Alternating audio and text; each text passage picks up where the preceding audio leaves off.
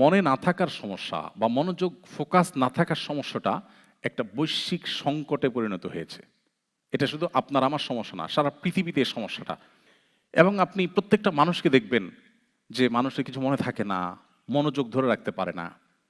আমি একটা জিনিস খেয়াল করেছি, 2 রাকাত নামাজ, অনলি 2 রাকাত নামাজ, যেটা হয়তো 3 মিনিটে পড়া সম্ভব, 4 মিনিটে সম্ভব, 2 মিনিটেও পড়া সম্ভব। 2 রাকাত নামাজ কোনো দিকে মনোযোগ যাওয়া ছাড়া সম্পূর্ণ আল্লাহর দিকেই মনোযোগ থাকবে, যা পড়ছেন সেটার দিকেই মনোযোগ থাকবে, আপনার অন্য কোনো দিকে মনটা যাবে না। এইভাবে মনোযোগ নিয়ে মাত্র 2 রাকাত নামাজ পড়ার মতো ক্যাপাবল মানুষ হাজার হাজার মুসল্লি, লাখ লাখ মুসল্লিদের মধ্যে একজনেরও নেই। আপনি ট্রাই করতে পারেন, শুরু করেন নফল নামাজ 2 রাকাত 2 রাকাত করে পড়েন, দেখে ট্রাই করেন তো যে একবারও মনোযোগ যাবে না। আমি দেখে হয় কিনা, খুব ডিফিকাল্ট হয়ে গেছে। গবেষকরা বলছেন মানুষের ফোকাস ধরে রাখার যে ক্ষমতা সেটা খুব ভয়াবহ আকারে হ্রাস পেয়েছে। একটা সময় মানুষ যদি 30 সেকেন্ড, 40 সেকেন্ড বা 1 মিনিট ফোকাস ধরে রাখতে পারতো, এখন তার 50%ও মানুষের নাই ক্ষমতা। মনোযোগ হারায় ফেলছে মানুষ। কেন? গত 15-20 বছর আগেও এত ক্রাইসিস ছিল না, এখন যত ক্রাইসিস।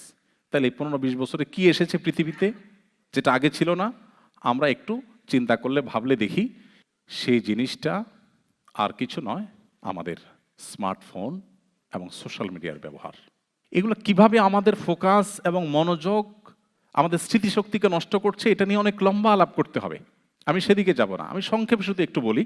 আমি নিজে যখন এই সমস্যাটা ফেস করছিলাম, আমার যে প্রোডাক্টিভিটি কোচ, আমার যে মেন্টর, একজন আমাকে ফিজিক্যাল এক্সারসাইজ করান প্রতিদিন, আরেকজন আমাকে সপ্তাহে একদিন কয়েক ঘন্টা সময় নিয়ে আমার সারা সপ্তাহের কাজগুলোকে আরও বেশি প্রোডাক্টিভ এবং আরও বেশি আপনার ভালোভাবে করার জন্য আমাকে গাইড করেন। তো আমার সেই প্রোডাক্টিভিটি কোচ বা আমার যে মেন্টর, পার্সোনাল মেন্টর, আমি তাকে বললাম যে আচ্ছা, আমার মনে থাকে না, আমি এক সময় 200 পৃষ্ঠার বই পড়েছি, পুরাটা মুখস্থ হয়ে গেছে, আর এখন একটা সন আমি মুখস্থ রাখতে পারি না, নোট ছাড়া কথা বলতে পারি না। কি সমস্যা? ডাক্তার দেখিয়েছি দেশে দেশে বাইরে, কোনো সমস্যা ধরা পড়ে না, ডাক্তাররা কিছু খুঁজে পায় না, বাট আমি ফিল করছি এই সমস্যা। তখন সে আমাকে এক লাইনে বলল যে আপনি সকাল থেকে এই পর্যন্ত ফেসবুকে কতগুলো পোস্ট দেখেছেন? তাই বললাম তা তো অগণিত, কারণ যেভাবে স্ক্রল করি আমরা, এটা কোনো এন্ডিং নাই তো। কিছু দূর গেলে হয়তো নেট একটু ঘুরবে, তার মানে তুমি ওয়েট করো, আসছে আরো, তাই না? কখনো আপনাকে দিবে না দ্য এন্ড, আসবে। চিন্তা করেন, যে জিনিসটার কোনো এন্ড নাই, আপনি যেভাবে খুঁজছেন মনে হয় যে কি হারায় গেছে, তাই না? অথচ আপনি অর্থহীন জিনিসের পিছনে কি খুঁজছেন? আপনাকে কেউ জিজ্ঞাসা করে ভাই কি খুঁজছেন, আপনি কোনো জবাব দিতে পারবেন? কোনো জবাব দিতে পারবেন কি খুঁজছেন?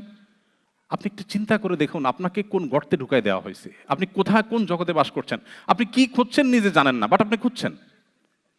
দেখুন, হাসির ইস্যু না, খুবই সিরিয়াস ইস্যু। আমাদের ঈমান, আমল, এমনকি দুনিয়ার যে আমাদের জীবনের বরকত, সেটাও নষ্ট হয়ে যাচ্ছে। আমাকে তখন সে বলল, সকাল থেকে এই পর্যন্ত আপনি কতগুলো স্ট্যাটাস দেখেছেন? আমি বললাম না হলে তো শখানিক হবে, আরও বেশি হবে, কারণ স্ক্রল যখন করি প্রতি সেকেন্ডে তো 2-3টা করে চায়। তো আমাকে বললো যে একটা স্ট্যাটাস আপনি আমাকে বলেন আগাগোড়া যেটা আপনি দেখেছেন। আমি বললাম তা তো বলতে পারবো না।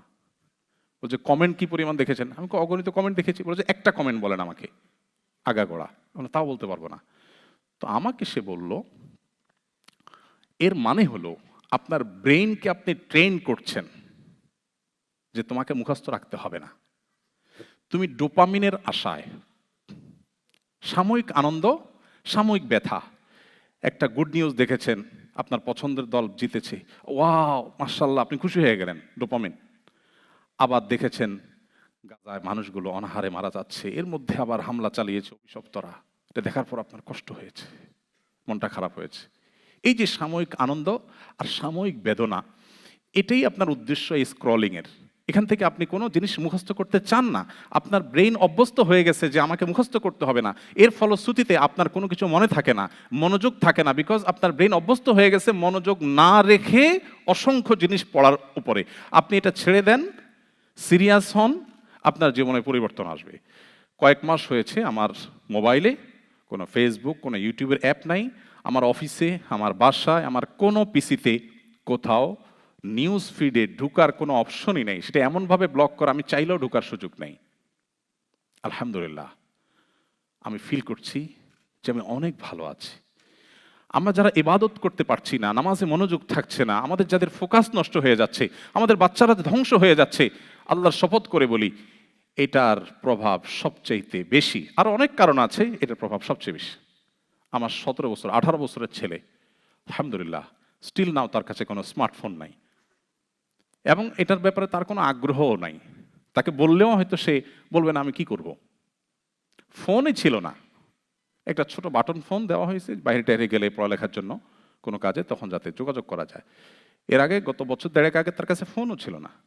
আপনি বলবেন ফোন না থাকলে কি হবে, যদি একটা বিপদে পড়ে কি হবে?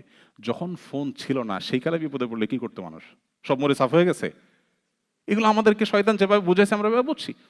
সো আমাদের মনোযোগ বাড়ানোর জন্য অবশ্যই আমাদেরকে এই জিনিসটার প্রতি খেয়াল রাখতে হবে যে আমরা সোশ্যাল মিডিয়া এবং মোবাইলের নিয়ন্ত্রণ করব। আপনি কি সোশ্যাল মিডিয়াকে ব্যবহার করছেন নাকি সোশ্যাল মিডিয়া আপনাকে ব্যবহার করছে? এটা হলো সবচেয়ে বড় প্রশ্ন।